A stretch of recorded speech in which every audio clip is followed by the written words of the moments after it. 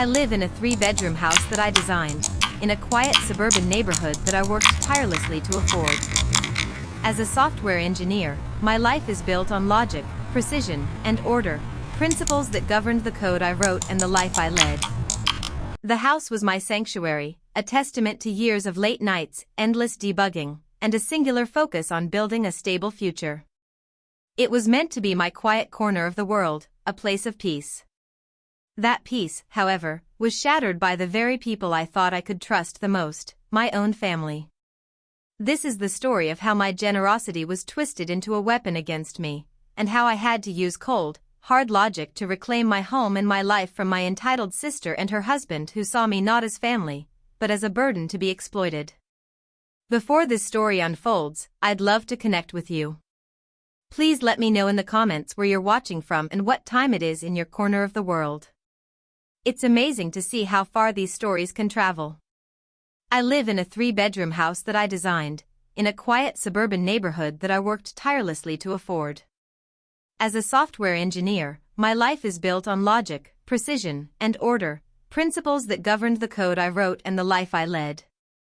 The house was my sanctuary, a testament to years of late nights, endless debugging, and a singular focus on building a stable future. It was meant to be my quiet corner of the world, a place of peace. That peace, however, was shattered by the very people I thought I could trust the most, my own family.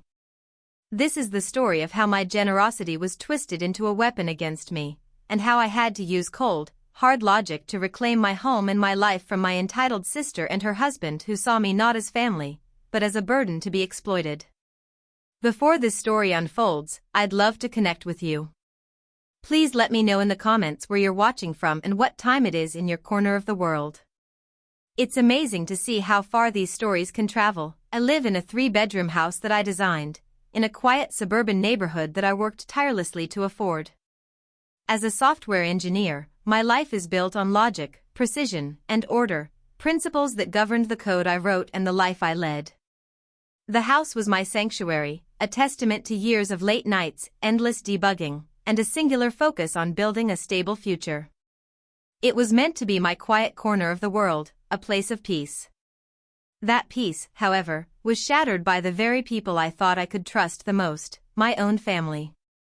This is the story of how my generosity was twisted into a weapon against me, and how I had to use cold, hard logic to reclaim my home and my life from my entitled sister and her husband who saw me not as family, but as a burden to be exploited. Before this story unfolds, I'd love to connect with you. Please let me know in the comments where you're watching from and what time it is in your corner of the world. It's amazing to see how far these stories can travel. It all started on a rainy Tuesday in October. I remember the weather distinctly because the rhythmic drumming of rain against my office window was the only sound that broke the silence of my concentration. I was deep in the middle of a complex coding project, a multi-layered system architecture that required my full attention. My phone buzzed once, then again, and a third time. It was my sister, Emily. I almost ignored it, but a fourth call signaled an urgency that I couldn't dismiss. I sighed, saved my work, and answered. "Clara?" "Thank God you picked up." Emily's voice was frantic, laced with a familiar note of theatrical panic that always set my teeth on edge. "We're in a crisis. A real one this time." I leaned back in my ergonomic chair, pinching the bridge of my nose. With Emily, it was always a crisis. A forgotten bill, a fender bender, a disagreement with a neighbor, each was treated with the gravity of a natural disaster. "What's wrong, Em?" "It's the landlord," she said, her voice cracking. "He's selling the apartment building. We have 60 days to move out." 60 days, Clara. Where are we supposed to go? Behind her, I could hear the faint, melancholic strumming of a guitar, no doubt my brother-in-law, Tom, providing the dramatic soundtrack to their latest misfortune. Tom was a musician, or at least, that's what he called himself. In the 10 years they'd been married, his musical career had consisted of a few open mic nights and a YouTube channel with 112 subscribers. Emily was a part-time yoga instructor, her income as flexible and unreliable as her poses. Together, they were a financial house of cards, perpetually on the verge of collapse. Okay, I said, trying to inject a sense of calm into the conversation. 60 days is a decent amount of time. You can start looking for a new place. I can help you with the security deposit if you need it. Help, she scoffed, and the sound was so full of bitter indignation that it took me aback. Clara, you don't understand. Our credit is shot. We have no savings. Tom's last gig paid him in drink vouchers. We can't get approved for a new lease anywhere decent. We're going to be homeless. The word hung in the air between us, homeless. It was a word designed to trigger guilt, to pull at the family heartstrings she knew I possessed. We hadn't had the easiest childhood. Our parents were loving but financially careless, and the specter of instability had haunted our early years. It was the primary reason I had worked so obsessively to build the life I had. I wanted security, a foundation that could never be shaken. Emily, it seemed, had inherited our parents' romantic disregard for practicality. Don't be dramatic, I said, though my resolve was already softening. You won't be homeless. Where will we go, then? She pressed, her voice rising. Tell me, Clara, with your big house and your fancy job. What are people like us supposed to do? The jab was subtle, but it landed. My success had always been a source of unspoken tension between us. I saw it as the result of hard work and sacrifice. She saw it as a stroke of luck that had unfairly passed her by. And then she said the words I knew were coming, the real purpose of her call. Can we just stay with you? Just for a little while? Just until we get back on our feet. A few months, tops. Your house is so big, Clara. You have all those empty rooms. You wouldn't even know we were there. I closed my eyes, a wave of exhaustion washing over me. Every logical fiber in my being screamed no. My house was my space, meticulously organized, a reflection of my ordered mind. The thought of Emily's chaotic energy and Tom's perpetual lounging invading my sanctuary was deeply unsettling. They weren't neat, they weren't quiet, and they certainly weren't respectful of boundaries. But she was my sister. Despite her flaws, despite the years of her leaning on me, the bond of family was a powerful one. I thought of us as kids, sharing a small room, whispering secrets in the dark. How could I turn my back on her now? A few months, I said, my voice flat. 3 months, Emily. That gives you plenty of time to save up and find a new place. And you have to promise to be actively looking. Oh, of course. Yes. Absolutely. The relief in her voice was palpable, a tidal wave of effusive gratitude. Thank you, Clara. You're a lifesaver.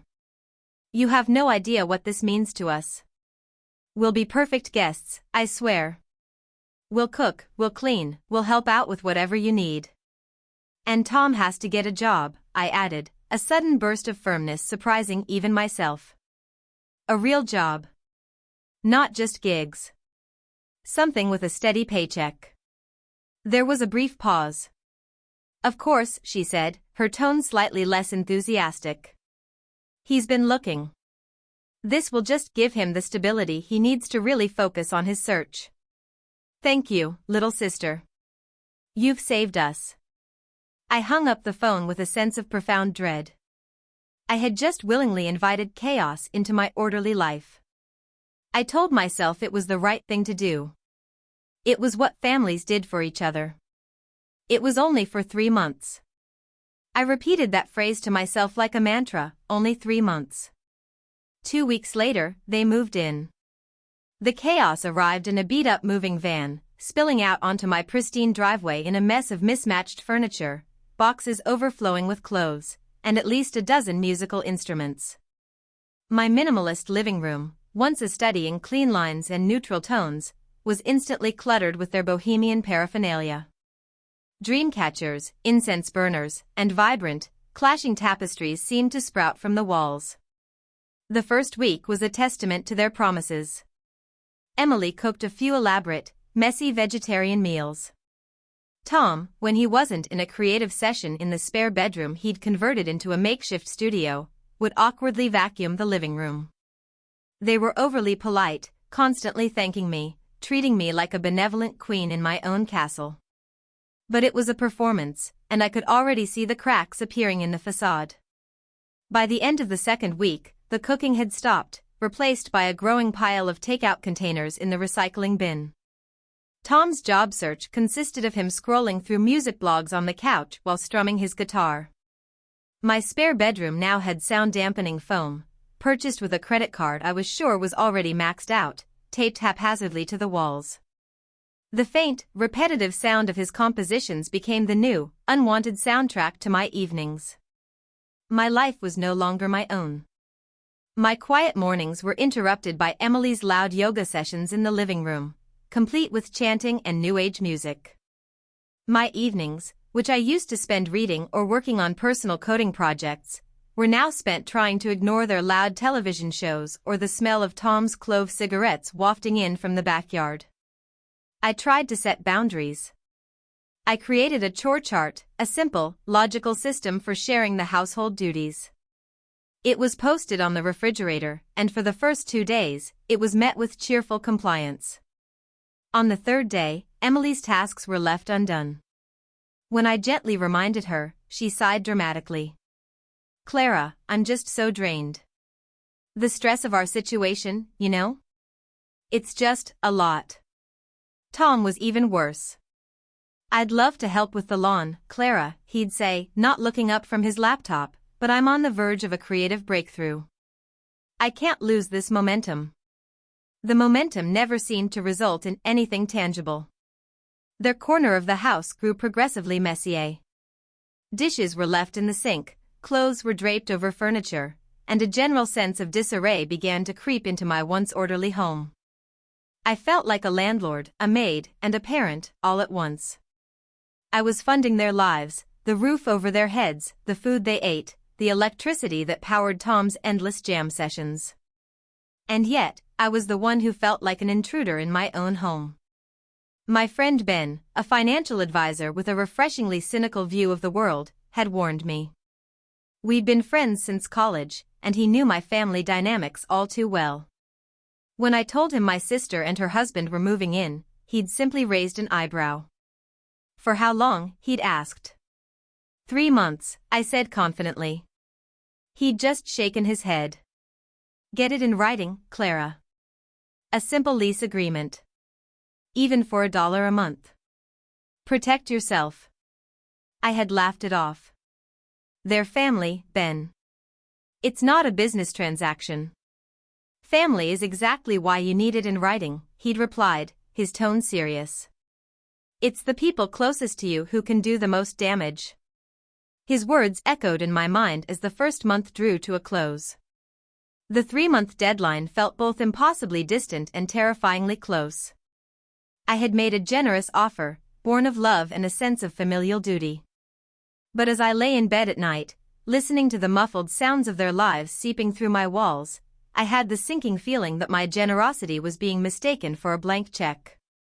And I was beginning to understand that some checks, once written, are very difficult to cancel.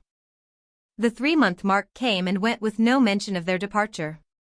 By month 4, my home had completed its transformation from a sanctuary to a shared space where I was increasingly a guest. The initial performance of gratitude had long since faded, replaced by a comfortable, almost arrogant, sense of entitlement.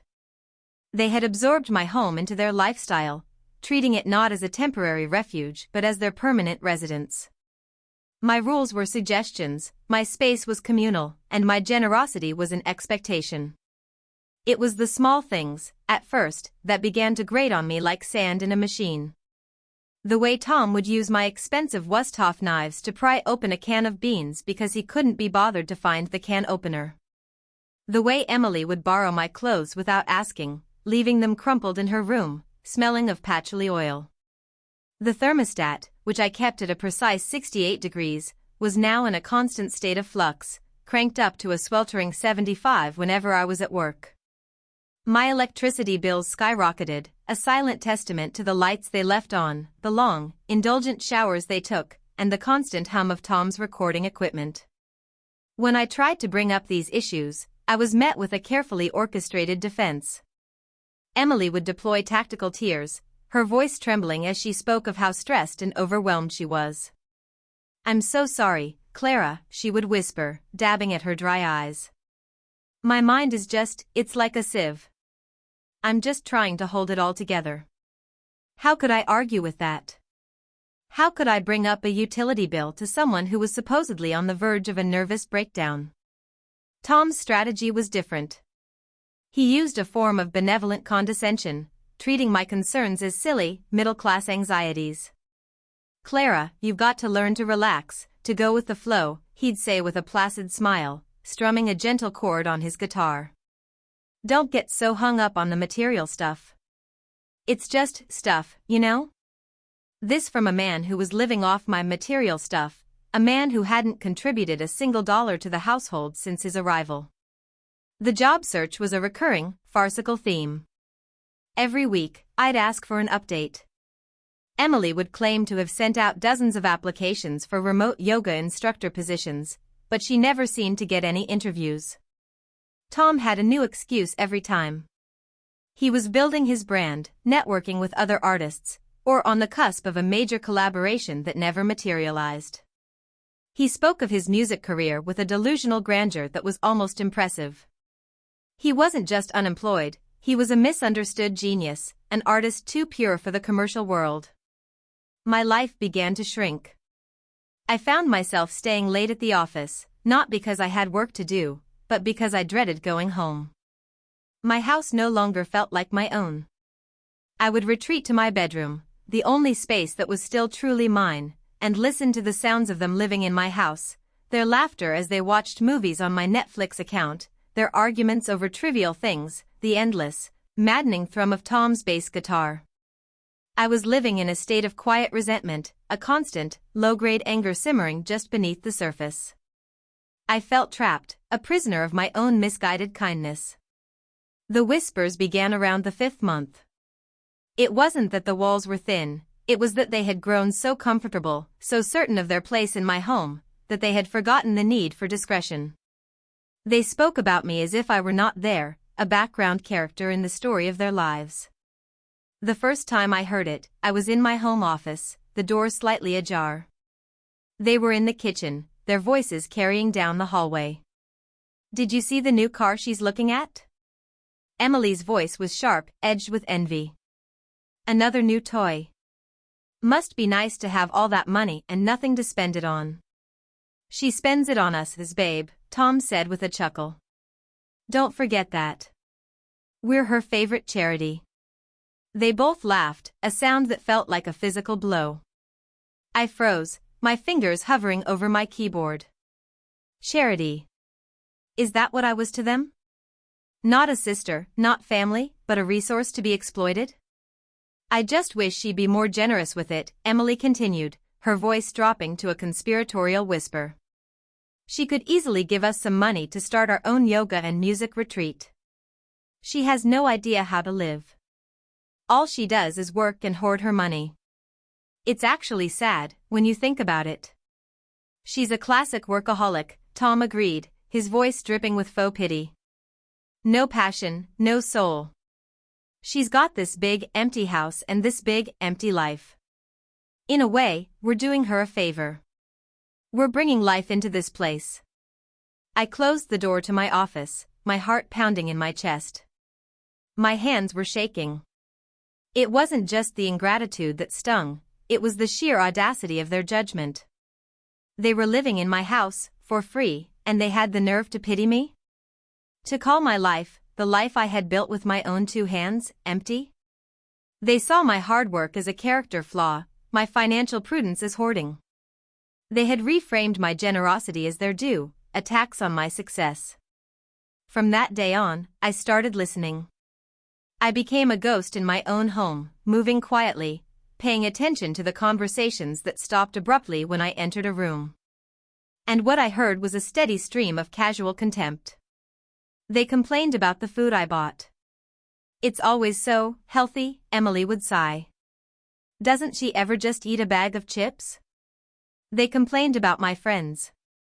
Ben is so judgmental, Tom once said after Ben had come over for dinner. He just doesn't get the artist's struggle. But most of all, they talked about me. I was uptight, neurotic, obsessed with money. They called me a burden, a word so shockingly ironic that it almost made me laugh. One evening, I overheard a phone conversation Emily was having with our aunt. "Oh, it's fine living with Clara," she said, her voice oozing saccharine sweetness. "She's just a lot. You know how she is. Everything has to be perfect. It's a bit of a burden, having to walk on eggshells all the time. But we're making do. We're just so grateful for her help." A burden. I was a burden in my own home. The home I paid the mortgage on, the home I maintained, the home where they lived rent-free. The cognitive dissonance was staggering. They had constructed a narrative in which they were the victims, the free-spirited artists forced to endure the rigid hospitality of their wealthy, soulless sister. It was a masterpiece of self-delusion, a way to justify their parasitic existence without a shred of guilt. The anger that had been simmering inside me for months began to boil. It was no longer just about the mess or the noise or the expense. It was about the profound disrespect. They hadn't just taken over my house, they had rewritten our entire family dynamic to suit their narrative. I was no longer the generous sister, I was the difficult, wealthy relative they were forced to tolerate. I thought about confronting them, about playing the snippets of conversations I'd started discreetly recording on my phone. But what would that accomplish? More tears from Emily, more condescending platitudes from Tom. They would twist my words, deny everything, and somehow, by the end of it, I would be the one apologizing. They were masters of emotional manipulation, and I was an amateur in their league. No, a direct confrontation was not the answer. Logic had built my career in my home, logic would be the tool I used to reclaim it. My anger began to cool, hardening into something else, resolve. The whispers in the walls had given me the clarity I needed. This was not a family dispute anymore. This was a hostile takeover. And I was done being the gracious host. It was time to evict the squatters, and I was going to do it my way. The whispers had ended my denial, and now, they would fuel my plan. The turning point came not with a whisper, but with a crash. It was a Saturday afternoon, one of the rare weekends I didn't have to work. I had spent the morning in my garden, a small patch of tranquility I had cultivated behind the house. It was my one remaining space that felt truly mine, a place where their chaotic energy hadn't yet fully encroached. When I came back inside, my hands covered in dirt, I found them in the living room, surrounded by a group of their friends. At least 10 people were crammed into the space, lounging on my sofas, their shoes on my coffee table. The air was thick with the smell of incense and cheap beer. In the center of the room, Tom was holding court, his guitar in hand, playing one of his dreary, self-indulgent songs. This wasn't a casual visit, it was a full-blown party. A party they hadn't bothered to ask my permission for. I stood in the doorway, my presence going unnoticed for a full minute. I saw Emily, laughing, holding a bottle of my best wine, a special vintage I had been saving for a major career milestone. They were passing it around, drinking it straight from the bottle like it was a cheap screw top. "Clara. There you are." Emily finally spotted me, her smile wide and utterly devoid of shame. "We're having a little get-together. You don't mind, do you?" It wasn't a question. It was a statement. "This is our house too, and we'll do what we want." I didn't say anything. I was too stunned, too furious to form a coherent sentence. I just stared at the scene before me, the strangers in my house, the mess they were making, the casual, unthinking disrespect. I turned and walked to the kitchen to get a glass of water, my hands trembling. That's when I saw it. On the kitchen counter was a stack of mail. My mail, which I had brought in that morning and left in its usual spot. It had been opened. A letter from my bank, a statement from my investment portfolio, even a personal letter from a friend, all had been sliced open, their contents likely perused by my nosy, entitled guests. My privacy, the last bastion of my personal space, had been violated. But it was the crash that finally broke me.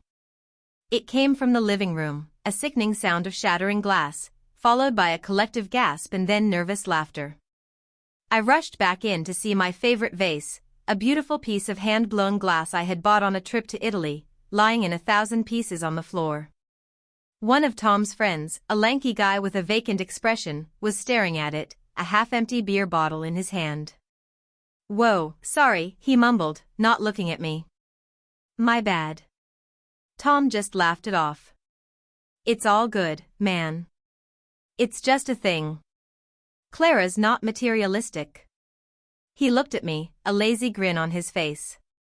"Right, Clara? Easy come, easy go." Something inside me snapped. The carefully constructed dam of my patience, which had been holding back months of frustration and resentment, finally burst. "Get out," I said, my voice dangerously quiet. The room fell silent. The music stopped. Everyone looked at me. "What?" Emily said, her smile faltering. I said, "Get out," I repeated, my voice louder this time, resonating with an authority I hadn't used in this house for months. "All of you. This party is over. Now." The friends, sensing the shift in atmosphere, began to shuffle awkwardly toward the door, grabbing their things and muttering apologies.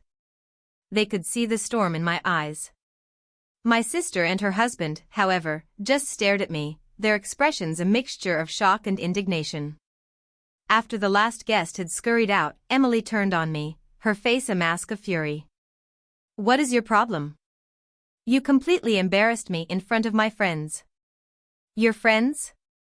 I shot back, my voice shaking with rage. "You throw a party in my house, without my permission, you drink my expensive wine, your guest breaks something precious to me, and you think I'm the one with the problem? You go through my private mail, Emily." I pointed at the opened letters on the counter. For the first time, she had the decency to look slightly ashamed, but it was fleeting. "Oh, for God's sake, Clara, it was an accident. Mail gets mixed up. And it was just a vase. You can buy another one. You're so dramatic, you always have to make everything about you." It was a masterclass in deflection, a textbook example of her ability to twist reality. But I wasn't falling for it anymore. "This is not your house," I said, my words cold and precise. "You are guests here. And you have been the most ungrateful, disrespectful guests I could ever have imagined." Tom stepped forward, placing a calming hand on Emily's shoulder. He adopted his usual role of the serene, enlightened peacemaker. "Okay, let's all just take a breath," he said in a low, soothing voice. "Clara, you're clearly stressed out from work. We understand. You've been under a lot of pressure. Don't you dare patronize me," I snarled, turning my anger on him. "And don't you dare pretend this is about my stress. This is about you. Both of you. You have lived here for 6 months. 6 months. The deal was 3. You haven't paid a dime for rent, for utilities, for food. You've done nothing to find a new place to live. And all you've done is complain, disrespect my home, and treat me like your personal bank account. That's not fair," Emily cried. "We've been trying. The market is impossible. And you have so much, Clara. Why can't you just share it? Why do you have to be so selfish?" Selfish. The word hung in the air, so utterly absurd that it momentarily silenced me. I had given them everything they asked for and more, and in their minds, I was the selfish one. Because I wasn't willing to give them my entire life. "I'm done," I said, the fight suddenly draining out of me, replaced by a chilling certainty. "I want you out. Both of you. I want you out of my house." "You can't do that," Tom said, his calm demeanor finally cracking. "We're family. We have rights." "Rights?" I laughed, a bitter, humorless sound. You have no rights here. You are not on the lease. There is no lease. You are month-to-month tenants who have paid nothing. And I am terminating your tenancy. You have 30 days. The color drained from Emily's face. 30 days?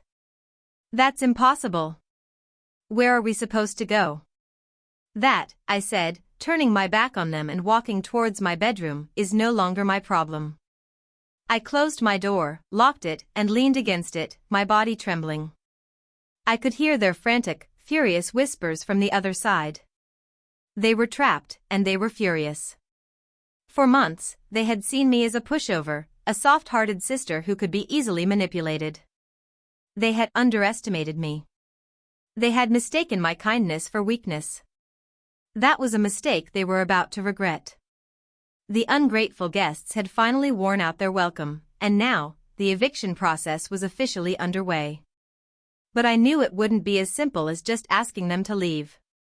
They had dug themselves in like ticks, and removing them would require more than just a verbal notice. It would require a plan. The 30 days that followed my ultimatum were a masterclass in passive aggression and psychological warfare. Emily and Tom didn't pack a single box. Instead, they doubled down on their victimhood, treating me with a chilling, theatrical politeness that was far more unnerving than their open hostility. They moved through the house like sorrowful ghosts, speaking only in hushed, martyred tones. Emily would sigh dramatically whenever I entered a room. Tom would play mournful, melancholic tunes on his guitar, the sound seeping under my door like a toxic fog. They were trying to guilt me into submission, to make me feel so monstrous for evicting my struggling family that I would eventually break down and rescind my notice. They were putting on a performance for an audience of one, and I refused to give them the reaction they craved. I ignored the sighs, the sad songs, the burnt toast they accidentally left filling the house with smoke. I communicated with them only through text messages, keeping my instructions brief and impersonal. The plumber is coming tomorrow at 10 a.m. Trash day is Tuesday. Please take the bins to the curb. But beneath their performance of wounded helplessness, I knew they were planning something. They were too quiet, too compliant. The open defiance was gone, replaced by a strategic retreat that set my teeth on edge. They were conferring in hushed tones behind closed doors, their conversations stopping the moment they heard my footsteps. They were plotting, and I was sure their plan involved finding a way to stay in my house, not finding a way to leave it. Feeling increasingly isolated and paranoid, I called the one person I knew would give me blunt, unfiltered advice, Ben. I met him at a coffee shop near my office, the neutral territory a welcome respite from the oppressive atmosphere of my home. As I laid out the entire saga, the broken promises, the whispers, the party, the fake politeness, his expression went from weary sympathy to sharp alarm. "Clara, you're in a more dangerous situation than you realize," he said, leaning forward and lowering his voice. "These aren't just ungrateful siblings. They're professional squatters, and you're their current mark." "The 'we have rights' line Tom threw at you? That wasn't just an empty threat." I frowned. "What do you mean?" "They can't have any actual rights. They've never paid rent." "That's where you're wrong," Ben explained, his financial advisor brain switching into high gear. "In this state, if someone has been living in your property for more than 30 days, even without a lease and without paying rent, they can be considered a tenant at will. You can't just change the locks or throw their stuff on the lawn. You have to go through a formal eviction process. A legal process. And people like them know how to exploit every single loophole in that system." A cold dread washed over me. I had assumed that my ownership of the house gave me all the power. Ben's words painted a very different, and much more complicated, picture. "They can drag this out for months," he continued. "They can claim you gave them a verbal agreement to stay longer. They can damage the property on their way out. They can even try to sue you for an illegal eviction if you make one wrong move. You told them to be out in 30 days, but did you give them a formal, written notice?" "No," I admitted, feeling a fresh wave of naive stupidity. "I just told them. Ben sighed, rubbing his temples. Okay, that's your first mistake. Everything from this point forward has to be done by the book. No more emotional confrontations. No more verbal agreements. This is a legal and financial transaction, and you need to treat it as such. You need to protect yourself and your asset. He took a napkin and a pen from the dispenser on the table. Here's what you need to do, right now. First, you need to serve them with a proper, written notice to quit. It's a legal document that formally terminates their tenancy and gives them a specific date to vacate the premises. 30 days is standard. You should send it via certified mail, so you have a record that they received it. And you should post a copy on their bedroom door. He scribbled down the name of a legal form website. You can download a template here. Fill it out today. Second, he went on, you need to stop all non-essential communication. Don't argue with them, don't justify your decision. If they try to engage, you say, we can discuss this after you have vacated the property. That's it. Be a broken record. Third, and this is the most important part, document everything. Every interaction. Every snide comment. Every rule they break. Take pictures of the condition of the house now, so you have proof of how it looks before they potentially trash it. Keep a log with dates and times. If this goes to court, your documentation will be your best weapon. He paused, his expression turning grim. And be prepared for them to fight back, Clara. They're not going to go quietly. They're going to paint you as the villain to anyone who will listen, family, friends. They will try to manipulate you. You have to be strong. You have to be clinical. Ben's warning was a splash of cold water in the face. I had been approaching this as a family drama, a painful but personal conflict. He had reframed it for me. This was a strategic battle, and I had been fighting it with all the wrong weapons. Emotion was a liability.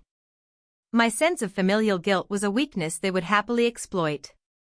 I needed to be as cold and logical as the code I wrote every day. One more thing, Ben said, as I was gathering my things to leave. Change all your passwords. Bank accounts, email, social media. Everything. You saw them go through your mail. Don't assume your digital life is off limits. People who feel cornered and entitled do desperate things. I left the coffee shop with a clear head and a renewed sense of purpose. The fear and frustration were still there, but now they were channeled into a structured plan. Ben's advice had given me a roadmap out of the mess I had created.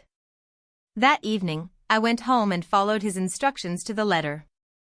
I downloaded the notice to quit form, filled it out with their names, the property address, and a termination date exactly 30 days from then.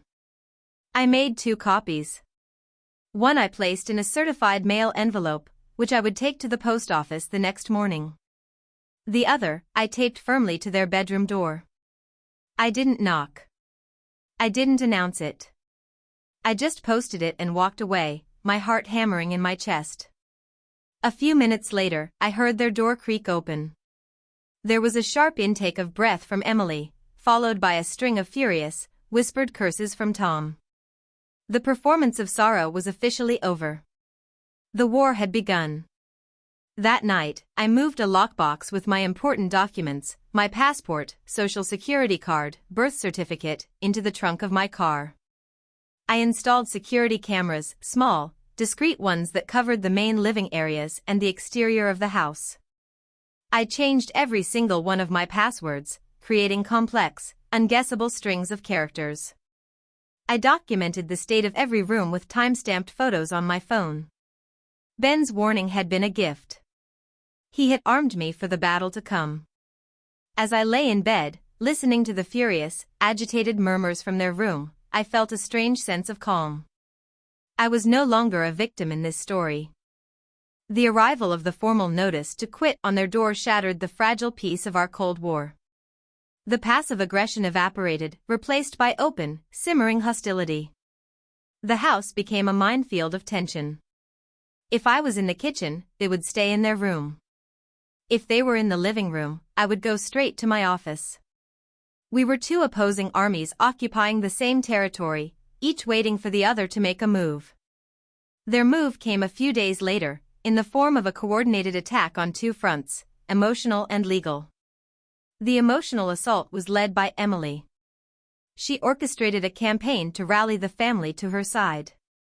My phone started ringing with calls from aunts, uncles, and cousins I hadn't spoken to in years. The story they had been told was a carefully crafted piece of fiction.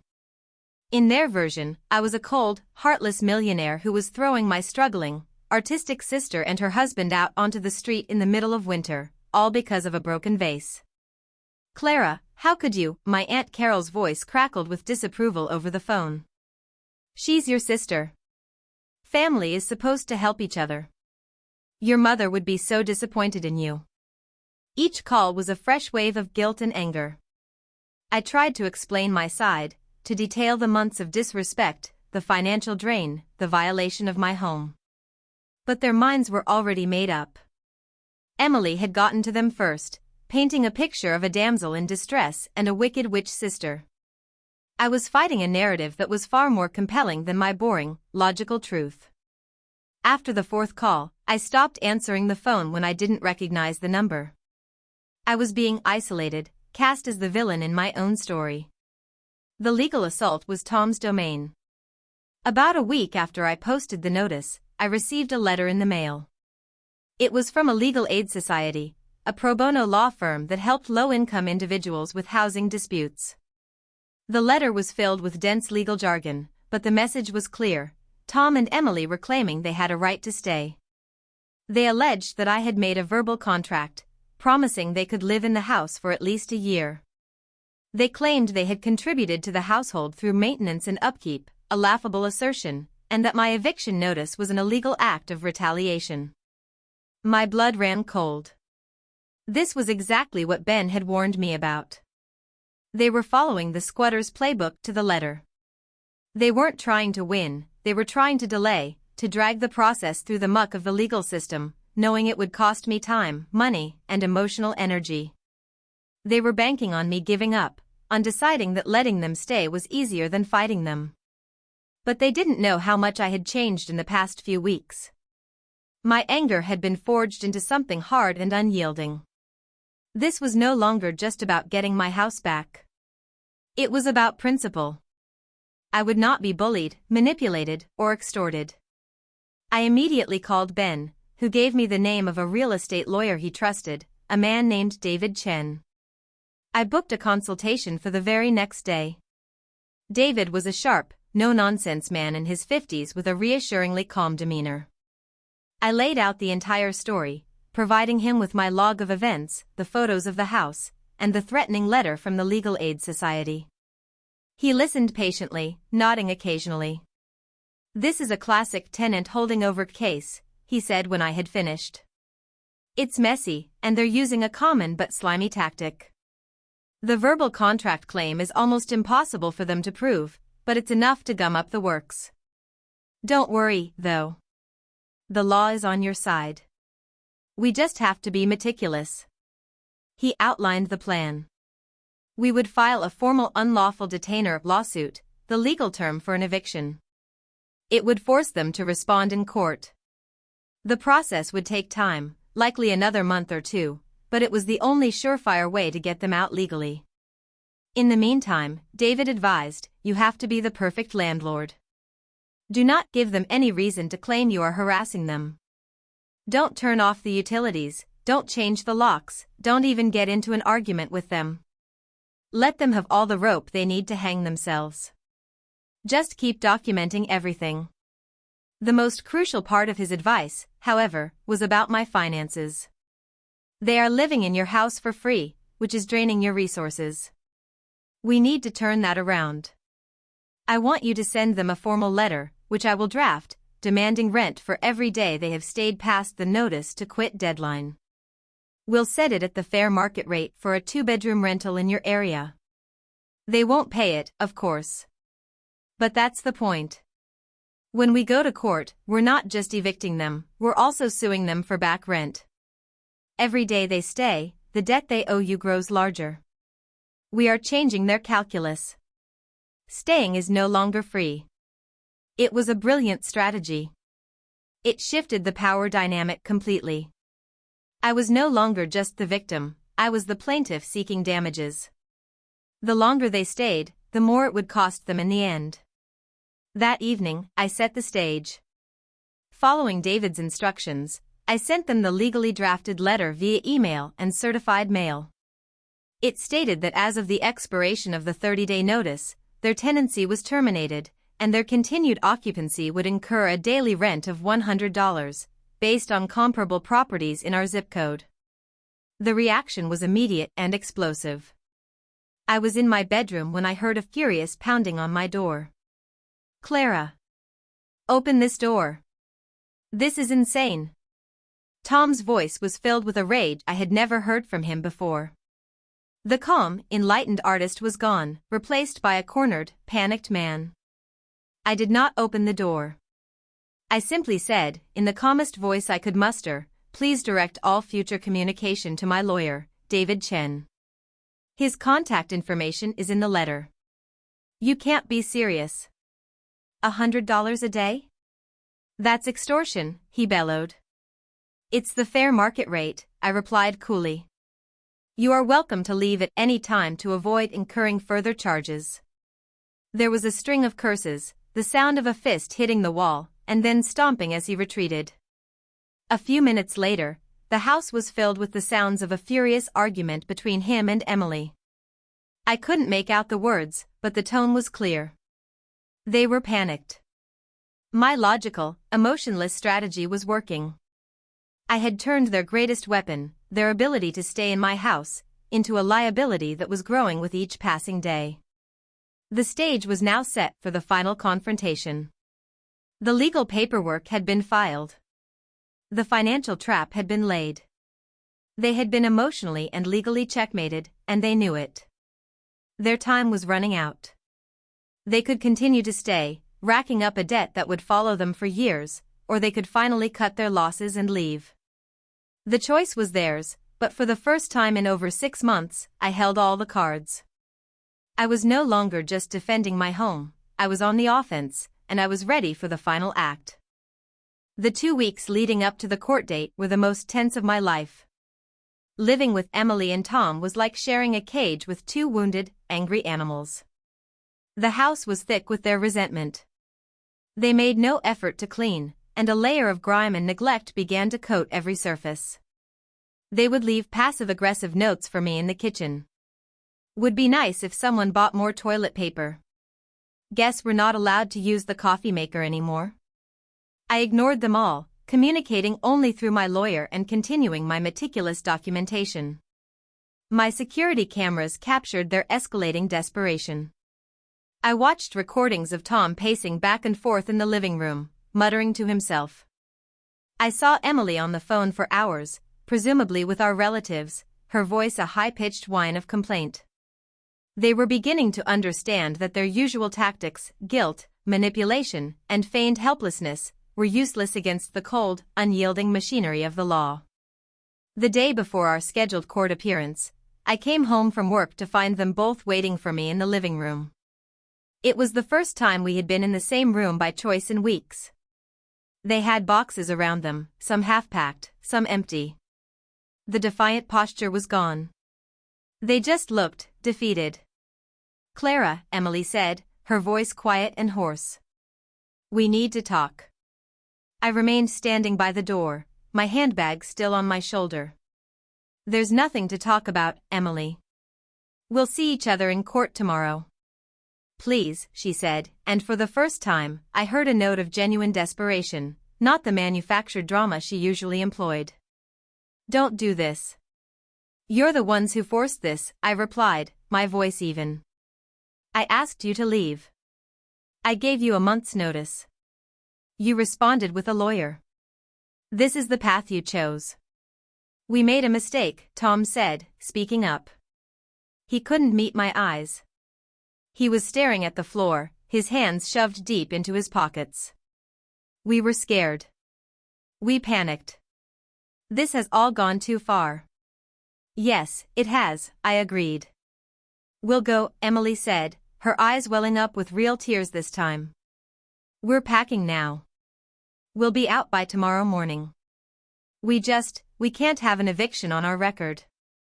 We'll never be able to rent another place again.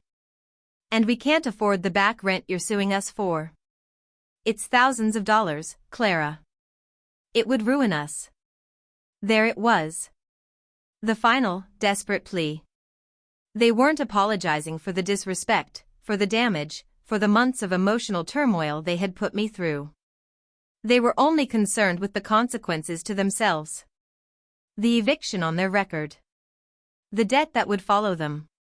Their self-interest was, as always, their only true motivation. I looked at them, at my sister with her tear-streaked face and my brother-in-law who looked like a shell of his former arrogant self. I felt a flicker of the old familial obligation, a pang of pity. But it was quickly extinguished by the memory of their whispers, their contempt, their utter lack of gratitude. Pity was a luxury I could no longer afford. But David, my lawyer, had prepared me for this moment. They'll probably try to cut a deal at the last minute, he had said. When they do, you need to decide what you want your victory to look like. Do you want to punish them, or do you just want them out of your life? I had my answer ready. I will make you a deal, I said, my voice as calm and steady as a surgeon's hand. It's the only deal you're going to get. You will sign a stipulated judgment. My lawyer has already drafted it. I pulled a document from my work bag and placed it on the coffee table. This document says that you agree to vacate the premises by 9 a.m. tomorrow. You agree to leave the property in a clean, undamaged condition. It also says that I am awarded a judgment against you for the full amount of the back rent you owe, which is currently $4,200. Their faces fell. We can't pay that, Tom muttered. I'm not finished, I said, cutting him off. The agreement states that I will not enforce the monetary judgment. I won't garnish your wages or come after your assets, on one condition, that you are out by 9 a.m. tomorrow, and that neither of you ever contacts me again. No phone calls, no emails, no showing up at my door.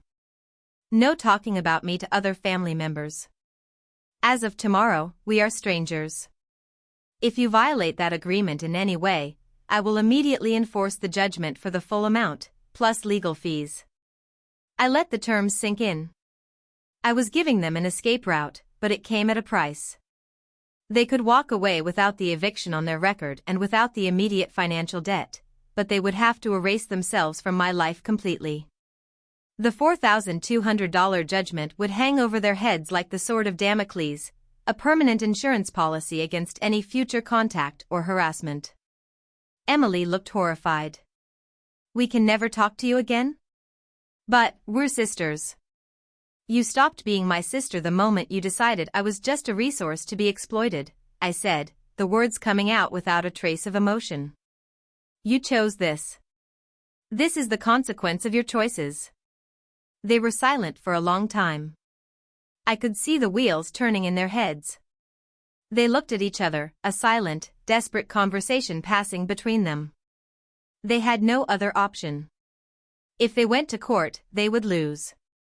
The judge would grant the eviction, and they would still be on the hook for the money. My offer was the only clean getaway they had. Finally, Tom nodded slowly. Okay, he said, his voice barely a whisper. We'll sign it. I pushed a pen across the table. I watched as they signed their names on the document that would legally and figuratively sever our ties. There was no sense of triumph, no feeling of victory. Just a profound, hollow sadness. This was my family, and it had come to this, a legal contract negotiated in a battlefield that used to be my living room. They spent the rest of the night packing. The sounds from their room were no longer angry or sad, just methodical. The sounds of shuffling boxes, tearing tape, and quiet resignation. I stayed in my room, the signed agreement on my nightstand. The next morning, at 8:45 a.m., I watched from my window as they loaded the last of their things into the same beat-up moving van they had arrived in 7 months earlier. They didn't look at the house. They didn't look at my window. They just got into the van and drove away. At 9:01 a.m., I walked out of my room. The house was silent. Eerily, wonderfully silent. The confrontation was over. The occupation had ended. I was alone, finally, in my own home. The silence they left behind was the most beautiful sound I had ever heard. For the first few hours after they drove away, I simply walked through my house, room by room, reclaiming the space as my own. The air felt lighter, clearer. I opened all the windows, letting a fresh breeze blow through, carrying away the last remnants of their presence, the faint smell of patchouli and stale resentment. The guest room, which had served as Tom's studio, was the worst. The walls were pockmarked with nail holes where he had hung his tapestries and shoddy soundproofing foam. The carpet was stained.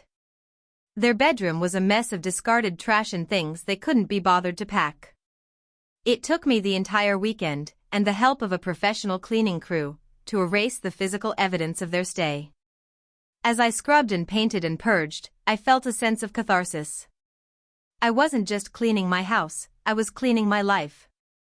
With every bag of trash I threw out, I was discarding the guilt, the anger, and the misplaced sense of obligation that had weighed me down for so long. I threw out the cheap incense burners, the cracked mugs they'd left in the sink, the ugly throw pillows they'd brought with them. I was meticulously and systematically reclaiming my sanctuary. The calls from family members continued for a week or so. I answered one last call, from the same aunt who had scolded me before. "I hear Emily and Tom moved out," she said, her tone accusatory. "Emily said you threw them out with nothing." "I gave them a place to live for 7 months, rent-free," I replied, my voice calm and firm. "I gave them a generous head start that they squandered. My conscience is clear. I will not be discussing this with you, or anyone else, ever again." I hung up before she could respond, and then I blocked her number. I blocked every family member who had called to judge me without hearing my side of the story. It was a painful, brutal process, like performing surgery on myself. But it was necessary. The entire episode had revealed the toxic, dysfunctional roots of my family tree, and I knew that my own health and happiness required me to prune some of those branches. My friendship with Ben grew stronger. He had been my rock through the entire ordeal, a voice of logic and reason when I was drowning in emotion. He came over the weekend after they left, bringing pizza and a bottle of good wine, to replace the one Emily and her friends had stolen. "To new beginnings," he said, raising his glass. "And to written contracts." We sat in my clean, quiet living room, and for the first time in months, I felt completely at peace. I could breathe again. In the weeks that followed, I slowly rebuilt my life. I re-established my routines. I enjoyed my quiet mornings with a cup of coffee and a book. I worked on my personal coding projects in the evenings, undisturbed. I hosted a dinner party for my actual friends, the people who had supported me, and their laughter filled the house, chasing away the ghosts of the ungrateful guests. I never heard from Emily or Tom directly. The threat of the $4,200 judgment was a powerful deterrent. I did hear, through the grapevine of the few family members I still spoke to, that they had moved a few states away, supposedly staying on a friend's couch. Tom had a job, something menial in a warehouse, and Emily was trying to build up a small client base for her yoga classes. Their grand artistic dreams had collided with the harsh reality of needing to pay rent. I felt no satisfaction in their struggle, only a distant, detached sense of vindication. They were finally learning the lesson I had tried to teach them, that life requires responsibility, not just wishful thinking. The experience changed me. The old Clara, the one who would rush to solve everyone else's problems, the one who allowed familial guilt to override her own well-being, was gone. In her place was a woman who understood the importance of boundaries. A woman who had learned the hard way that you cannot help people who are not willing to help themselves. My generosity had not been a gift, it had been an enabler, allowing them to continue their irresponsible lifestyle without consequence. My house is once again my sanctuary, but it is different now. It is not just a structure of wood and nails, it is a symbol of my independence, my resilience. Every clean countertop, every quiet evening, every paid mortgage bill is a reminder of what I fought to protect. I am a software engineer. I solve problems. I had a bug in my life, a piece of faulty code that was causing the entire system to crash. I identified the bug, I wrote a patch, and I debugged my life. The process was painful and complicated, but the result is a system that runs cleaner, faster, and more efficiently than ever before. My life, like my code, is now elegant, logical, and finally, my own.